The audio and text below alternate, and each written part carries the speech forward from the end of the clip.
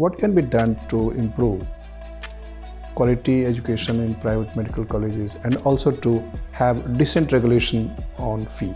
Have you felt any kind of ethical dilemma while dealing with different sets of patients? Why do you think we have not been able to completely fence our borders with Bangladesh? So apart from the ethical and moral challenges associated with polygamy, what are the medical challenges? What are some of the practices that you'll ensure for women's safety and in workplaces?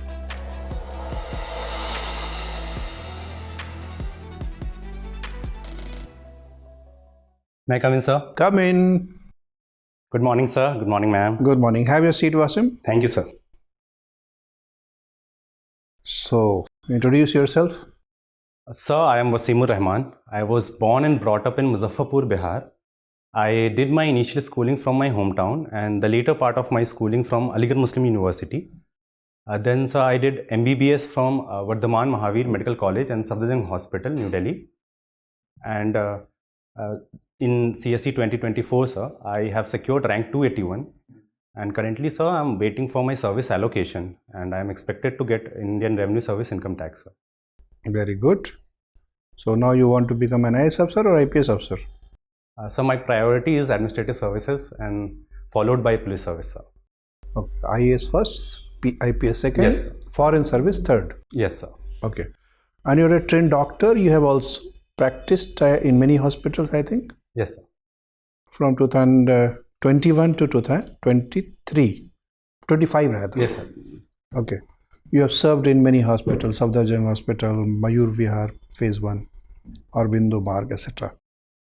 So, how, as an IAS officer, you'll help contribute the government improve quality of service delivery in health sector? Sir, to improving quality of service delivery, first and foremost thing is modernization and expansion of physical infrastructure, right from the public primary healthcare centers at the grassroots level and district level hospitals as well as tertiary care hospitals, sir. Secondly, sir, the service delivery is dependent on the supplies and functionality of the diagnostic machines, which in a way to a great extent lacks in the peripheries. That needs to be streamlined, sir. And beyond that, sir, there should be soft skill training of frontline workers so as to give a more dignified patient care, especially the maternal and child health care. Wasim, I'll interrupt you. Since 91, Yes, sir. service delivery in health sector is not entirely under control of administrative departments. Market participation is broadening day by day. Yes. So as government, you can help improve service delivery by regulating the private players in a more effective manner. Indeed, sir. Throw some light in that direction. Sir, to improve the service delivery in private healthcare setup, what is needed is the effective implementation of Clinical Establishment Act that we have, and also regulate the pricing and the nexus that is coming up between the pharma and some private hospitals, sir. That nexus could be tackled by instituting district ethics committee, or to have UCPMP ethics code that we have that needs to be enforced. And beyond that, sir, we can also work on prescription audits. We can have rating of the hospitals. We can have surprise inspection and audits. So all this would improve the quality of service delivery as well as reduce the unethical practices that comes into the light. Service delivery, particularly by private medical colleges, that is, medical education is also service. Yes, sir. When the students are taught in an unethical manner, when they are charged exorbitant fee for education, that conditions them to become less moral, less ethical. If you have to look at the entire chain of service delivery, right from education to direct service, do you think that medical colleges, particularly private medical colleges, are given anarchical freedom to do whatever they want to, not teach a student and still charge The quality of teaching in private colleges is very poor. What can be done to improve quality education in private medical colleges and also to have decent regulation on fee? To improve the quality of education in private medical colleges, first is that strong regulatory oversight is needed, and that reform has been taken by National Medical Commission, institution of National Medical Commission, and there has been 4 verticals in which the tasks have been divided. Beyond that, sir, there should be a cap on the kind of fees that is being charged, and also because the medical education is by and large very costly, so a sort of credit facility could be given to the students so that the burden of the medical education does not come directly to their parents. And beyond that, sir, we can also learn from the best practices of certain private medical colleges. We have CMC Vellore, which has been doing exceptionally well, sir. So that could give a more demonstration effect on other private medical colleges, sir. Okay, my final question. In administrative discourse, facilities are classified into 2 broader kinds, public goods and private goods. And the experts have come to the opinion that public goods cannot be supplied by private players because the very nature of the good or service. Do you think that health is also a public good and it cannot be privatized? Sir, by and large, public health remains a public good because it is non-rivalous and non-excludable. And because of the constitutional framework which we have a welfare state and the constitutional imperative under DPSP Article 47, also the Supreme Court judgments regarding right to health care. By and large, sir, the public health domain is something that should be under the government, as well as because the needs and demands of our country is so large. So a private sector do have a role to play because around 70% of OPD patients are in the private sector hospitals. So as a welfare state, what a government can do is to facilitate, act as a facilitator to improve the quality of services in the private healthcare setup.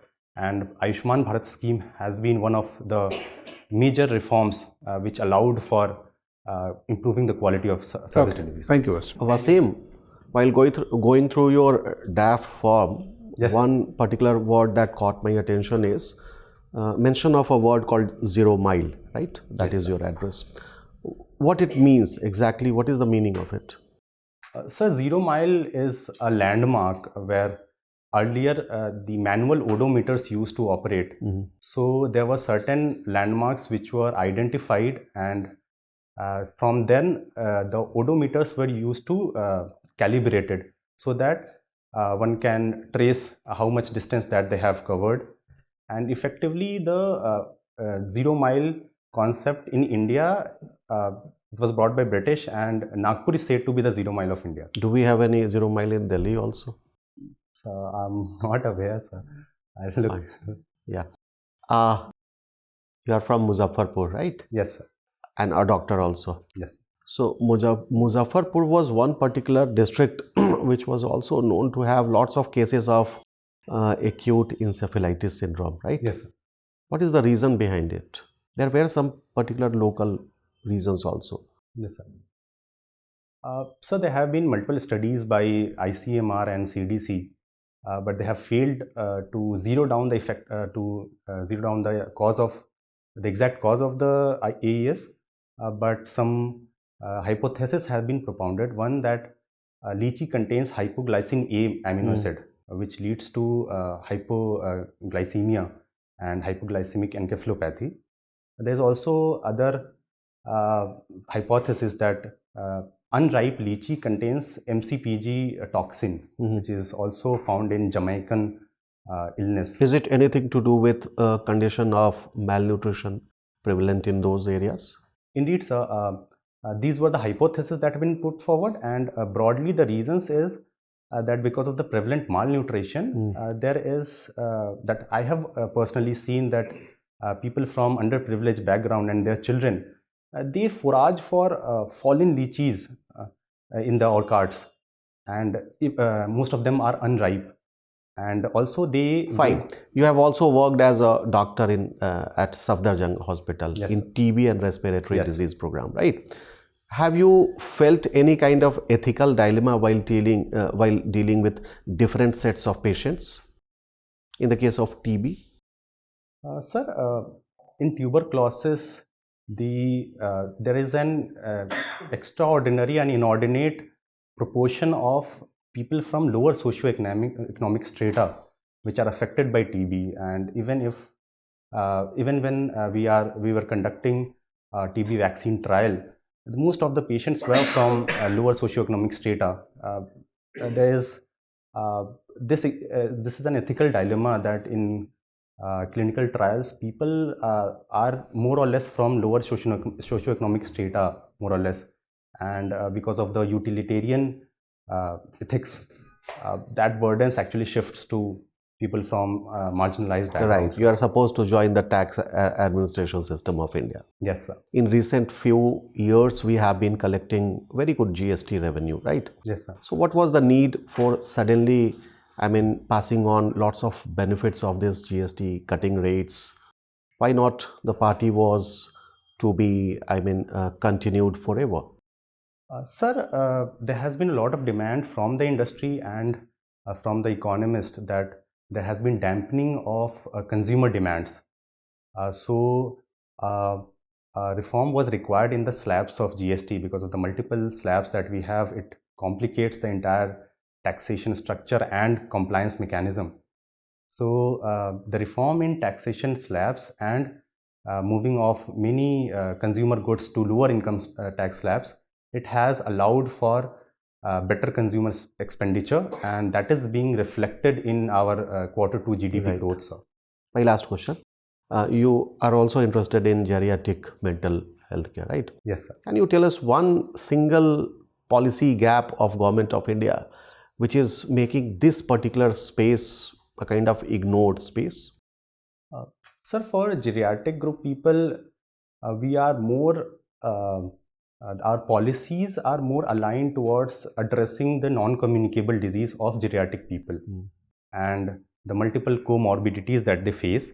So, in a way that mental health aspect is neglected because our health system and even those geriatric facilities which are where dedicated units and wards are there for geriatric people, mental health remains neglected because mental health symptoms are in a way overshadowed by other somatic problems like NCDs.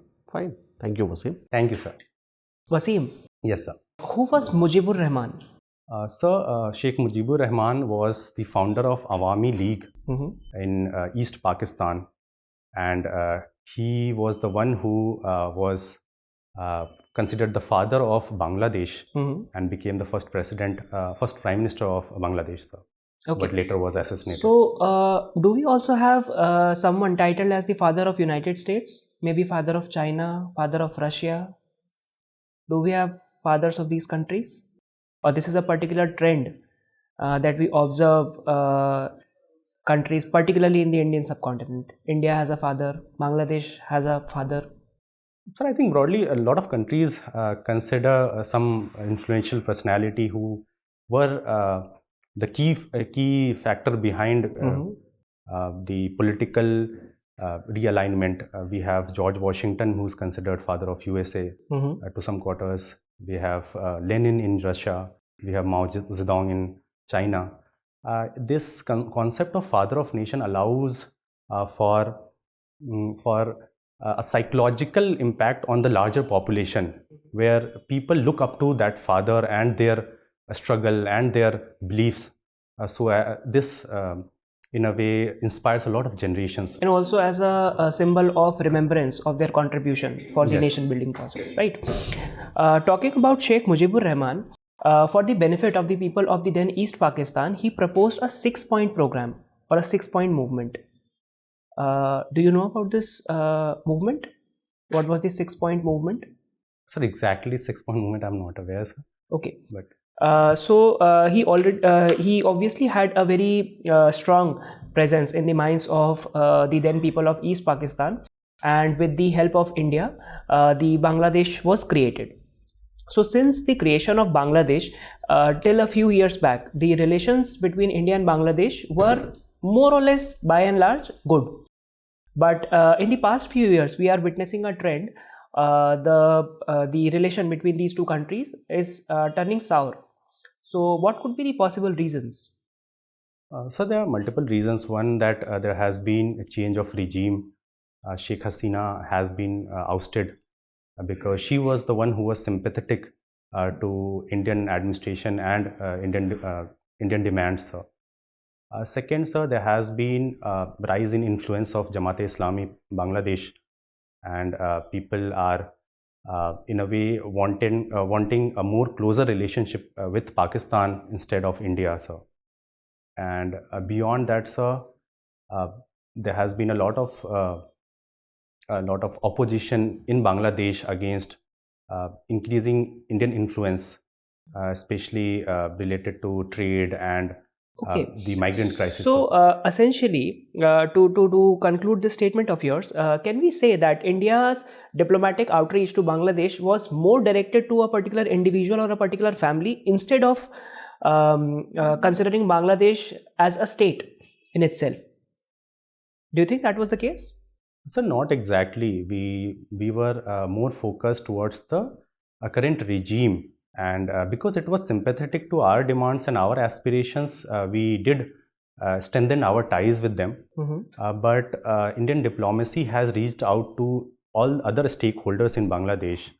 The previous Khalida Zia government was there. We had, in a way, good relationship back then also, sir.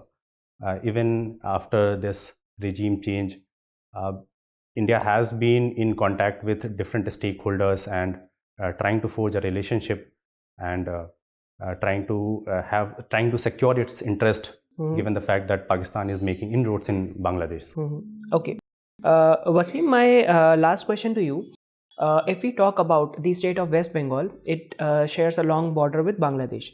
And of that stretch, approximately 600 kilometers of border is still unfenced. Why do you think we have not been able to completely fence our borders with Bangladesh? So there are multiple reasons. One, that the geography is such that there are multiple rivers which are flowing into Bangladesh. So a complete fencing would not be possible. But however, we have applied a technology like Bolt QIT was there. Apart from that, sir, there are also familial ties between the people who are residing on both sides of border. So it becomes very difficult to actually fence borders. And beyond that, sir, fencing a border and making a physical structure has a lot of symbolic value, and that might send a negative signal if we want to improve the relationship with the countries. Like we have seen in case of USA and Mexico, a physical border sends a strong signal between the countries. Okay. There.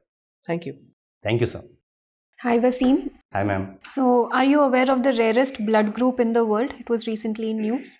The golden blood. No, it's okay. You can read upon that. Sure, ma'am. So, as a student of Anthro and you're also a doctor, can you cite some examples where, let's say, cultural beliefs or customs or rituals have led to any modern day diseases? Ma'am, there is a practice of endogamy amongst many tribes, and that has led to increased incidence of sickle cell anemia, especially among Bhil tribes and Gond in the central India, ma'am. Okay. And this is one of cultural practice which actually. Okay, no problem. Is there a difference between customs and rituals?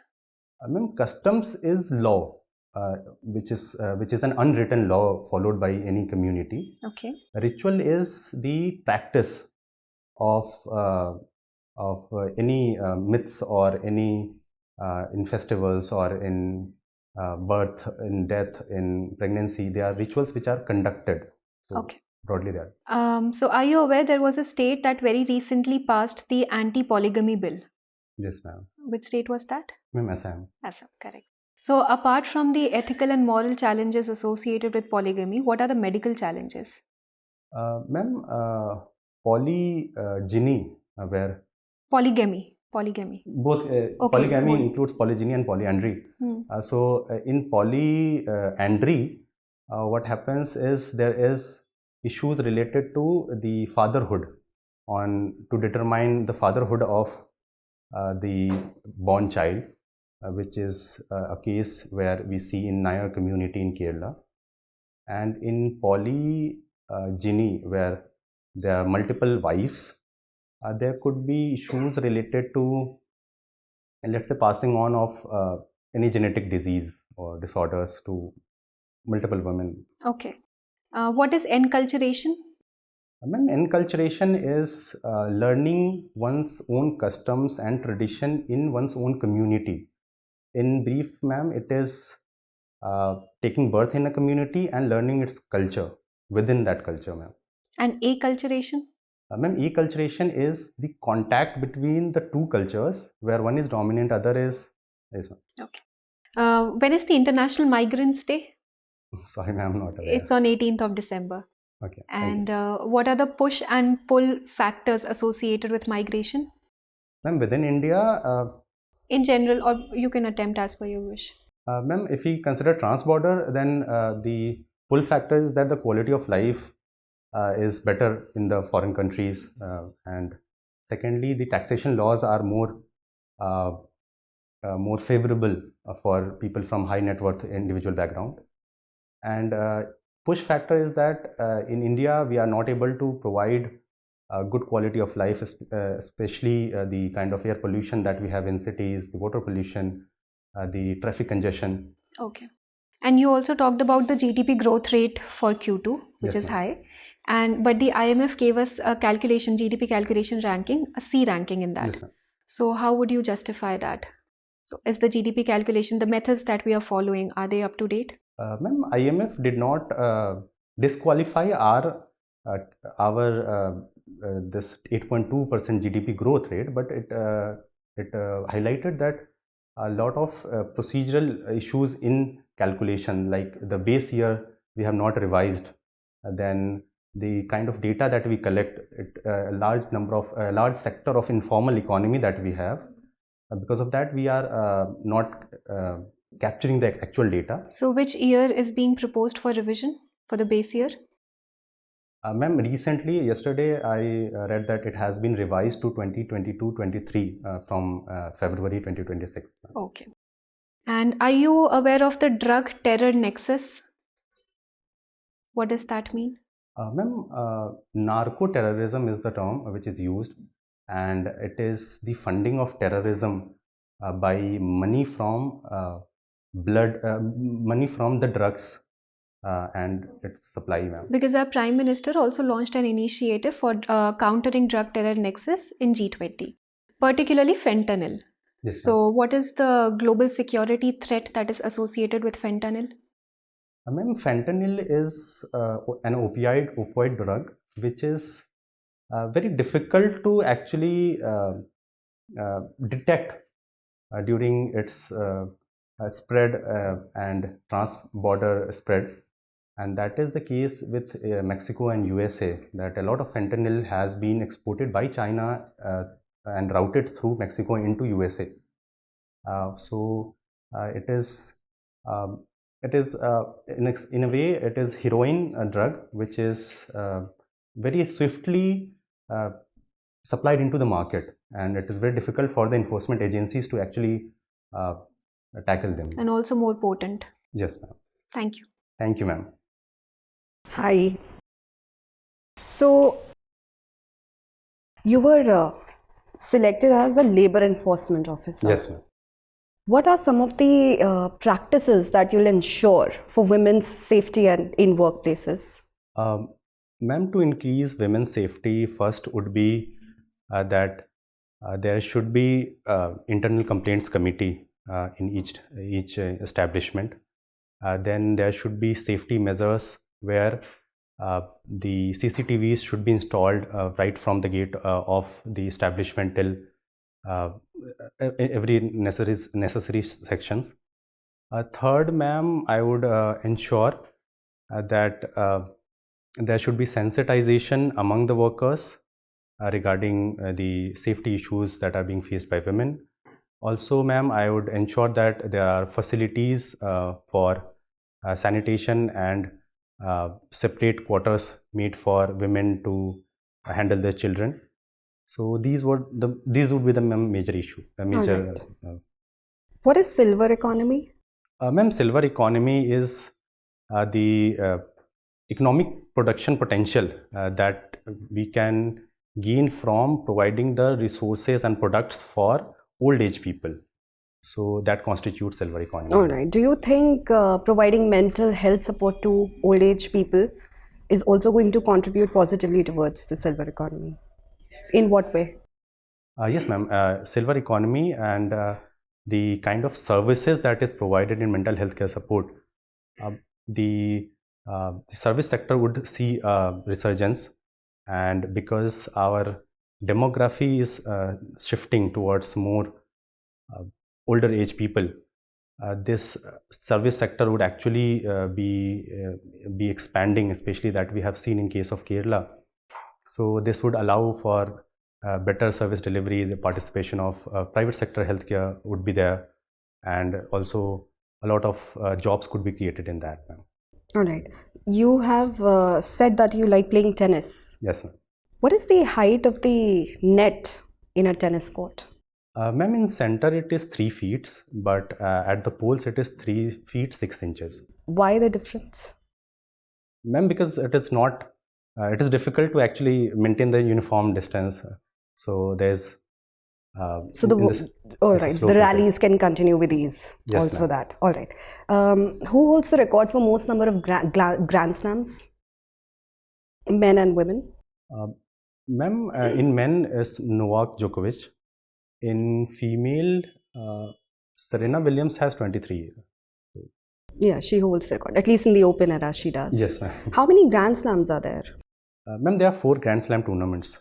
We have Australian Open, we have French, we have Wimbledon, and then Australian Open. Is there a dress code for any of them? Ma'am, for Wimbledon, there is a dress code of white color dress, because British royalty participates in it. And all right. Tell me, you've studied anthropology, right? Yes, ma'am. Do you think that the study of anthro leads more towards the ethics of care rather than the ethics of justice? Ma'am, ethics of care has been prioritized by anthropologists because they have taken up the issues and the challenges that the indigenous communities face. But along with it, the ethics of justice has also been taken in, especially in the recent decades. We have seen that the use of anthropologists in human terrain teams in Afghanistan and in Iraq, in Namibia, they have been countered by the anthropologist intelligentsia. As well as, ma'am, it has also taken the idea of cultural relativism and balancing it with moral absolutism, so as to oppose a female genital mutilation or headhunting. So, all right. My final question to you is, you have mentioned here that you were a lead member of your college fashion society. Yes, ma'am. How do you think fashion can be utilized as a medium of social awareness? Ma'am, fashion and runway walks provides a platform where we can send out messages to the communities, and because of a lot of media attention that these events receive, we have Met Gala. So so through fashion, ma'am, we can raise issues faced by the society. We can focus more on gender violence. We can focus on sustainable development, because we can focus on slow fashion, sustainable fashion, and even in our colleges we highlighted issues related to violence against doctors, and sustainability, ma'am. So these were a few things that we did. All right, thank you. Thank you, ma'am. Wasim, how many government medical colleges there in Bihar? Sir, last data it was 14, but 5 new medical colleges are under construction. And who is the health minister of Bihar nowadays? Shri Mangal Pandey. Okay. And how many lady ministers there in the Council of Ministers of Bihar? Sir, the new government has three lady members. Name? One is, ma'am, Sir Srimati Leshi Singh and Shreyasi Singh, and one we have from our own constituency. I'm forgetting her name. Your own constituency name? I'm forgetting, sir. Is it a signal of some prejudice? So I'm not too much involved in that. But you remember the other names? Yes, sir. It's not that prejudice, but rather I've not been involved into recent. Okay, nice. So that Fine, might be the case. Wasim, your interview is over. You may go now. Thank you, sir. Thank you, sir. Thank you, ma'am. May I come in, sir? Come in, Wasim. Have a seat. Thank you, sir. Why did you need to come to us for mock? You're already doing well. What was your score in Bihar interview? In Bihar interview, sir, it was 94 out of 120. Good. And in UPSC last year? So it has been ups and downs. Last year it was 171, earlier to that 161, earlier to that 188. And Okay, so earlier from to 88 that, it declined to 61, then improved to 171. 71. Can you figure out why it declined? From 185 to 161. Do you have your own explanation? Sir, I feel that naturality has the kind of natural expression that is needed in a more organic conversation. Okay. That somehow had dipped because of over preparation or Otherwise, you were overtraining, prepared, sir. you were ready with the facts and you answered it well. Yes, sir. The kind of knowledge aspect I have improved on. But, Okay. Why service allocation is delayed for you? so there were some lapses from the side of hospital, and it has been taken up, and Okay. my service allocation is in the final stage of approval. Okay, so the documents you were required to submit were not made available to you by the hospital. Yes, sir. Fine. See, from our side, your performance is almost flawless. There is no major suggestion for improvement. You are doing everything very fine, whether it is medical science or anthropology or in IR, maybe Bangladesh is nowadays in news. Yes, sir. So, because your interview is day after tomorrow itself, no? Yes, sir. 10th. 10th. Yes. And so, whatever little time is available, you can just brush up. Sure, sir. SIR is going on, some controversy in West Bengal is going on. Maybe they can ask, I'm not sure whether they'll be touching that domain, but because I have to make some suggestions to you, so I'm suggesting you. Otherwise, your performance is very good. Thank you, sir. Thank you. Your sitting posture, your presentation, pleasant disposition, dress sense, Yes. everything is fine. Thank you, Okay. sir. One member suggested that wherever possible, avoid technical language while answering questions about medical science, assuming that the person who is asking may not be expert in medical science. Sure, sir. So avoid the jargon Yes. as far as possible. Sometimes jargon becomes essential. Otherwise, okay. Yes, sir. Any other thing? No, sir. All the best. Thank you so much, sir. Thank you. Thank you, sir. Thank you, ma'am.